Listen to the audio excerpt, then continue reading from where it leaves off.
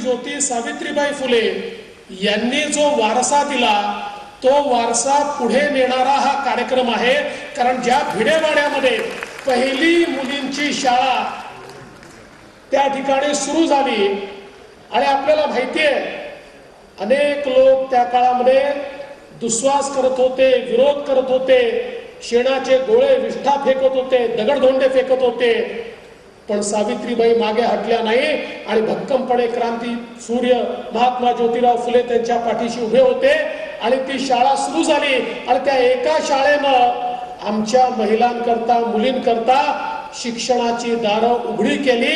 आणि म्हणून हा जो शिक्षणाचा वारसा, हा जो एक समाज सुधारणेचा वारसा आपल्याला मिळाला, त्या वारशाची आठवण करून देणारं स्मारक हे भिडेवाड्यामध्ये करण्याकरता आजचा हा कार्यक्रम या ठिकाणी आपण आयोजित केला आहे।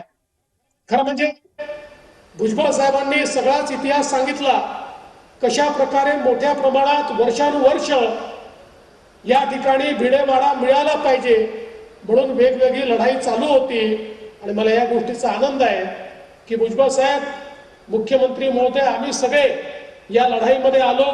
समता परिषद असेल, आमचा माळी महासंघ असेल, सगळ्या लोकांनी मिळून आपण प्रयत्न सुरू केले आणि अतिशय कमी कालावधीमध्ये हायकोर्टातही आपण जिंकलो, सुप्रीम कोर्टातही जिंकलो आणि आज अत्यंत सुंदर अशा प्रकारचं हे स्मारक जे पुढचे 100, 200, 500 वर्ष आपल्या सर्वांना प्रेरणा देत राहील अशा प्रकारचं स्मारक या ठिकाणी सुरू होत आहे।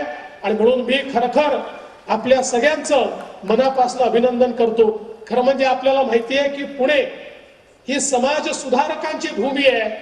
या समाज सुधारकांच्या यादीमध्ये अग्रभागी ज्यांचं नाव असेल असे महात्मा ज्योतिराव फुले आणि क्रांतीज्योती सावित्रीबाई फुले यांचं स्मारक किंवा यांच्या कार्याचं स्मारक हे होणं हे आपल्या सगळ्यांकरता एक अत्यंत महत्वाची गोष्ट आहे। जसा वारसाचा कार्यक्रम आहे तसा विकासाचा देखील कार्यक्रम आहे। स्वारगेट ते कात्रज पायाभरणी आहे, डिस्ट्रिक्ट कोर्ट ते स्वारगेट त्या ठिकाणी त्याचा आपण सुरुवात करतोय। बिडकीन औद्योगिक नोडचं आपण त्या ठिकाणी उद्घाटन करतोय, सोलापूर विमानतळाचं उद्घाटन करतोय। खरं म्हणजे पुणे मेट्रो अजितदादांनी सांगितलंय खरं आहे, परवा उद्घाटनाचा कार्यक्रम काय पोस्टपोन झाला तर काही लोक असे छात्या बळवत होते ज्यांनी एक पिलर देखील आपल्या जीवनात लावला नाही, ते छात्या बळवण्यात पुढे होते। अरे काहीतरी करून दाखवा आणि त्याच्यानंतर छात्या बळवा। या ठिकाणी पुणे मेट्रोचं काम हे निश्चितपणे 2014 साली आपलं सरकार आल्यानंतर या कामाला गती मिळाली। ते काम आपण सुरू केलं। महामेट्रो ही कंपनीच आपण पुणे मेट्रो करता स्थापन केली आणि अत्यंत वेगानं हे काम त्या ठिकाणी पूर्ण केलं। खरं म्हणजे पुणे मेट्रोचा जो पहिला टप्पा आहे हा देशामध्ये सर्वाधिक वेगानं काम पूर्ण करणारा टप्पा आहे, ज्याची सुरुवात आपण केली। त्यासोबत ज्याचा उल्लेख दादांनी केला की टाटाच्या माध्यमातून जी आपण मेट्रो त्या ठिकाणी करतो आहोत, त्या मेट्रोमध्ये देखील शिवाजीनगर पासून जी मेट्रो आहे हिंजवडी पर्यंत, ती मेट्रो ही देशातली पहिली पीपीपी मोडची मेट्रो आहे। त्यामुळे सगळ्या प्रकारचे प्रयोग करून पुण्याच्या ट्रॅफिकला त्या ठिकाणी मॅनेज करण्याकरता अतिशय महत्वाचं काम हे या ठिकाणी झालंय।